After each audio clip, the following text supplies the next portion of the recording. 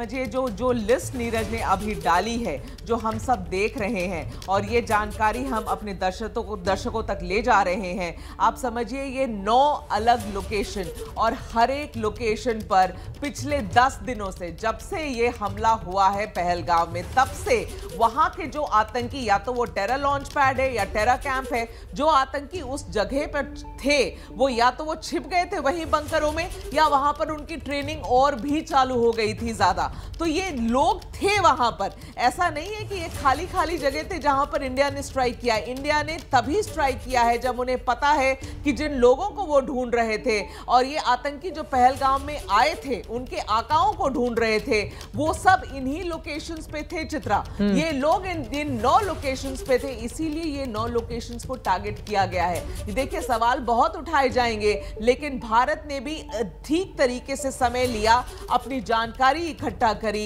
Investigation शुरू किया। NIA की इन्वेस्टिगेशन में सारी बातें निकल के आई हैं कि ये टेरर कैंप्स है जहां से शायद आतंकियों को भेजा गया था। पहलगाम जहां पर कि उनके हैंडलर्स बैठे हुए हैं, जहां पर कि वो स्ट्रैटेजिस्ट बैठे हुए हैं जिन्होंने ये पूरी रची है। ये जो घटना हुई है पहलगाम में, जो खून खराबा किया है इन्होंने पहलगाम में, जहां धर्म के नाम पर अलग अलग करके औरतों को उनके पतियों से अलग करके उनके पतियों के सर में गोली मारी है, वो जो हुआ है, उनके आका इन्हीं 9 जगहों पे बैठे हुए थे चित्रा। इसीलिए भारत सरकार ने चुन चुन के इनको मारा है। और जब प्रधानमंत्री ने ये बात कही थी कि इस तरीके का बदला होगा जो आपकी कल्पना से परे होगा,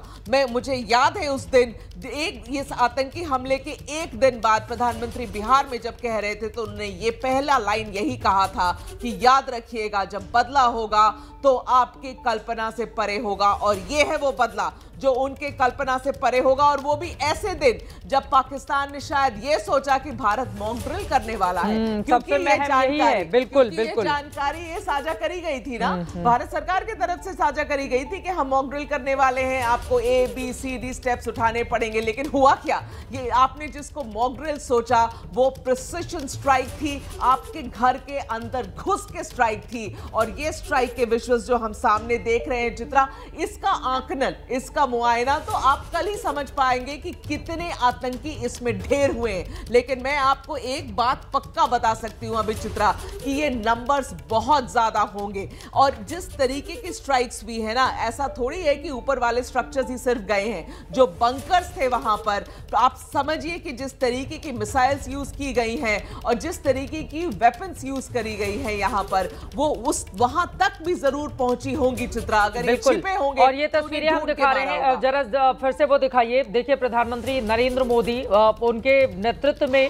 ये देश आगे बढ़ रहा है, और एनिमेशन के जरिए हम आपको दिखा रहे हैं कि किस तरह से जितने भी वीडियो सामने आ रहे थे, बड़ी सी स्क्रीन है और उस स्क्रीन पे लगातार उनकी ओर से हर एक वीडियो को मॉनिटर किया जा रहा था। उनके साथ तमाम दूसरे अधिकारियों की भी मौजूदगी वहां पर है। पल पल की जानकारी, पल पल की खबर। आप सोचिए ये स्थिति तब है जब प्रधानमंत्री एबीपी न्यूज के कॉन्क्लेव में थे, उनकी ओर से सीधे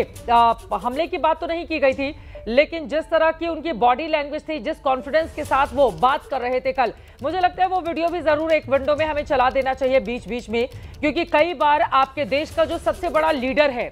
वो हमले के ठीक 4-5 घंटे पहले किस रूप में दिखाई दे रहा है, उसका कॉन्फिडेंस क्या कहता है, उसके दिमाग में क्या चल रहा है, उस वीडियो के जरिए इसको जरूर डिस्क्राइब किया जाएगा आगे आने वाले वक्त में उस वीडियो की भी। और देखिए यहाँ पर धू धू कर जलता हुआ पाकिस्तान का वो तमाम आतंकी अड्डा, चाहे वो जैश का हो, मसूद अजहर का हो, पर लेकिन पता नहीं ये आतंकी हाफिज सईद कब मारा जाएगा, मसूद अजहर कब मारा जाएगा, उसके नाम ही न जाने कितने सालों से। नीरज, जब आपके पास है, कितने सालों से हम लोग, मतलब कम से कम 20 साल तो मुझे ही सुनते सुनते हो गए कि ये मसूद अजहर है, ये उनको उनके अंजाम तक क्यों नहीं पहुंचा पाते। अभी तो खबर ये आ रही कि मसूद अजहर जहां आतंकवादियों को पालता पोसता था उसको हमने तबाह कर दिया है, वो धू धू करके जल रहा है, और हाफिज सईद के भी कुछ ठिकाने धू धू करके जलते हुए दिखाई दे रहे हैं। देखिए चित्रा, जब से 2019 में हमने बालाकोट एयर स्ट्राइक किया था, तब से ही जो पाकिस्तान की जो ISI है, खुफिया एजेंसी, उसने जो है हाफिज सईद, क्योंकि वो उसको कहते हैं कि सजा हो चुकी है, एक जेल में रखा गया है, तो उसको अभी कुछ दिन पहले रिपोर्ट आई थी कि उसको जो है शिफ्ट किया गया है कहीं जगह पर, ऐसी सीक्रेट जगह पर उसको किया गया है। वो इसलिए था क्योंकि भारत, उनको पता है कि भारत जो है एयर स्ट्राइक करेगा, हमला करेगा,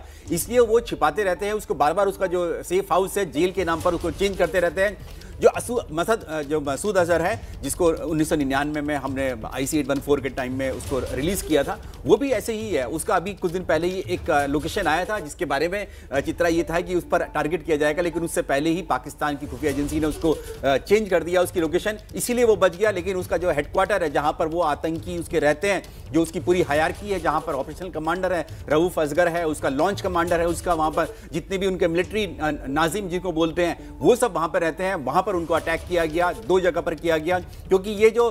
मसूद अजहर और हाफिज सईद हैं, ये दोनों अब अपने जो उनके जो दूसरे नीचे कमांडर्स हैं, क्योंकि अब वो चाहते नहीं है कि दुनिया के सामने उनका नाम आए, तो उनके जो नीचे वाले जो लोग हैं उनके जरिए हायरार्की में काम कराते थे, जहां पर ये अटैक किया गया है। तो अब ये मानकर चलिए कि अगर जरा भी अगर ये अंदेशा होता है, इंफॉर्मेशन मिलती है कि हाफिज सईद को ISI ने यहां छिपा रखा है चित्रा, तो ये मानकर चलिए कि वो अब बचकर नहीं रह पाएगा, ना तो मसूद अजहर और ना ही हाफिज सईद, जिसके बारे में आप कह रहे हैं कि 20-25 साल से हम इनका नाम सुनते आ रहे हैं। हाँ, नाम सुनते आ रहे हैं, लेकिन अब वो खबर भी आ जाए कि ये भी पहुंच गए जहन्नुम में अपने इन आतंकवादियों के साथ ही, जैसा कि जानकारी है। जल्दी से 2 लाइन में बताइए, फिर मैं आशीष के पास जाऊंगी। ये जो 25 मिसाइलें दागी गई हैं, कितने मारे गए होंगे, एक अंदाजा? हालांकि कंफर्मेशन तो सेना की ओर से की जाएगी, लेकिन अंदाजा क्या हो सकता है नीरज? आप जो कह रही कि कितने नंबर मारे हुए, मैं तो ये सोच रहा हूं कि रफाल फाइटर जेट कितने फ्लाई किए होंगे, जो 24 जगह पर अटैक किया उन्होंने। वहां पर 24 मिसाइल अटैक किए हैं, और एक रफाल फाइटर जेट में आप मानकर चलिए जो 8 के करीब होती है, लेकिन उसमें एयर टू एयर मिसाइल भी होती है, अपनी प्रोटेक्शन के लिए होती है। तो स्कैल्प मिसाइल से अगर अटैक किया गया तो कितने फाइटर जेट्स होंगे। जब बालाकोट एयर स्ट्राइक किया था हमने, जब सिर्फ एक जगह पर किया था चित्रा, अगर आपको याद होगा, जो बालाकोट में जैश ए मोहम्मद का जो अटैक किया गया था उसके टेरर कैंप में, जहां पर 300 के करीब जो आतंकी मारे गए थे, जो जानकारी आई थी, वहां पर हमारे 6 मिराज फाइटर जेट्स गए थे। उस वक्त हमारे पास रफाल नहीं था। ये रफाल, जो राफेल जिसको हम लोग बोलते हैं, ये मिराज का ही एडवांस वर्जन, बहुत ही एडवांस वर्जन है ये, और इसका इस्तेमाल किया गया है। जो 36 हमारे पास रफाल फाइटर जेट्स है, इसीलिए इसी जो